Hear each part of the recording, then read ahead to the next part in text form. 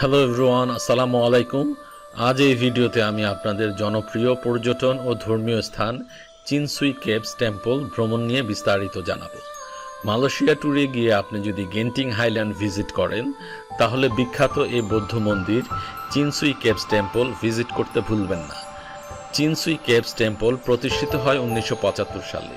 এই মন্দিরটি তৈরি করেন চিনসুই ডিটি এর সম্মানে, যিনি ছিলেন একজন চীনা তাও ইস্ট ভক্ত ও সাধক এবং যাকে বৃষ্টির ঈশ্বর হিসেবেও বিবেচনা করা হয়।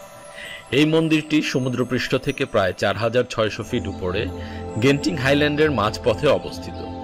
এখান থেকে গেন্টিং স্কাইওয়ে কেবল কারের দৃশ্যও দেখতে পাওয়া যায়।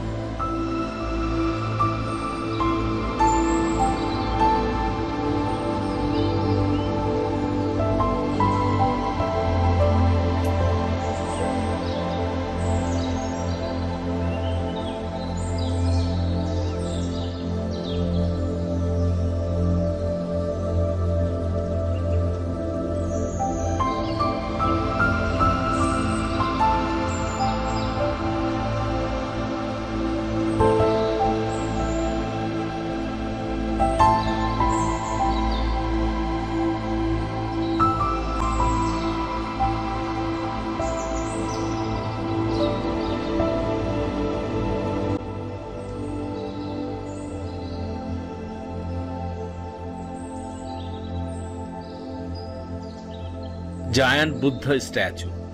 পাহাড়ের কিনারায় বসে থাকা এই বুদ্ধ মূর্তিটি শান্তি ও প্রশান্তির প্রতীক।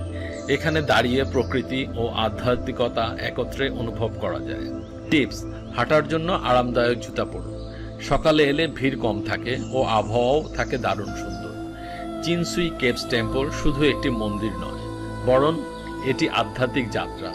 ধর্মীয় ভাবনার বাইরেও এটি একটি ঐতিহাসিক, সাংস্কৃতিক ও নান্দনিক জায়গা যেখানে মন ও মননে শান্তি মেলে। এই মন্দিরের মূল আকর্ষণ হল 9 তলা প্যাগোডা টাওয়ার। এই 9 তলা প্যাগোডা মন্দিরের অন্যতম সৌন্দর্য। প্রতিটি তলায় ঘণ্টা এবং বৌদ্ধ মূর্তি রয়েছে। 18 আরাহাত ভাস্কর্য, 18th আরাহাত স্ট্যাচুস। মন্দির চত্বরে রয়েছে বুদ্ধের অনুসারী 18 জন সাধকের রঙিন ভাস্কর্য। প্রতিটি মুখ অবয়বে আলাদা ভাব প্রকাশ। হেল ও হেভেন পথ, জার্নি টু এনলাইটমেন্ট পাথ। এটি মন্দিরের অন্যতম সুন্দর অংশ, যেখানে চীনা ধর্মীয় বিশ্বাস অনুযায়ী নরক ও পুনর্জন্মের কাহিনী ভাস্কর্যের মাধ্যমে ফুটিয়ে তোলা হয়েছে। কিভাবে যাবেন?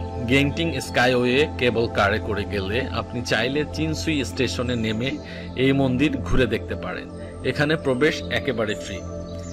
এই অভিজ্ঞতা যদি ভালো লেগে থাকে ভিডিওটি লাইক করুন, শেয়ার করুন আর ভ্রমণের আরও গল্প পেতে সাবস্ক্রাইব করে ফেলুন। দেখা হবে পরের নতুন কোনো ভিডিওতে, নতুন কোনো ভ্রমণ গন্তব্যে। সে পর্যন্ত সবাইকে আল্লাহ হাফেজ।